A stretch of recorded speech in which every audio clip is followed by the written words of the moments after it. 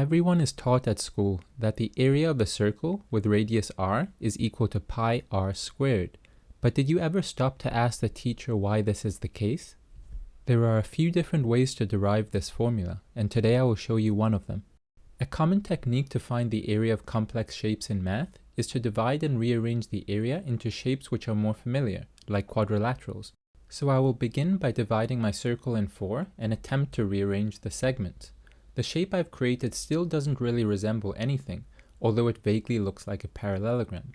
One thing I will note is that the dimensions of my approximate parallelogram are a side length of r and a base of pi r, which is half the circumference of the circle.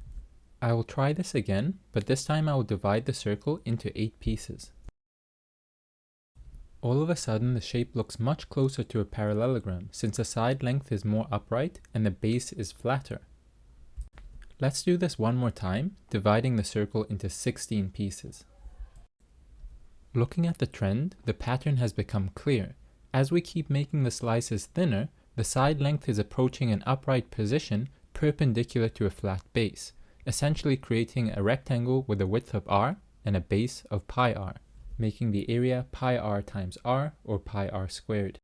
If you understand the idea that we attain our proof by doubling our slices an infinite number of times, you have already understood one of the fundamental concepts of calculus. It was Albert Einstein who said that education is not about memorizing facts, but training the mind to think. To remember the proof I've shown here today, the next time you slice open an orange, note how the slices have already been marked and ready to be rearranged. So many of our mathematical breakthroughs have been achieved by simply observing nature. If you learned something from the video, please leave a like, consider subscribing, and share it with someone who may find it useful. Thank you, and see you soon.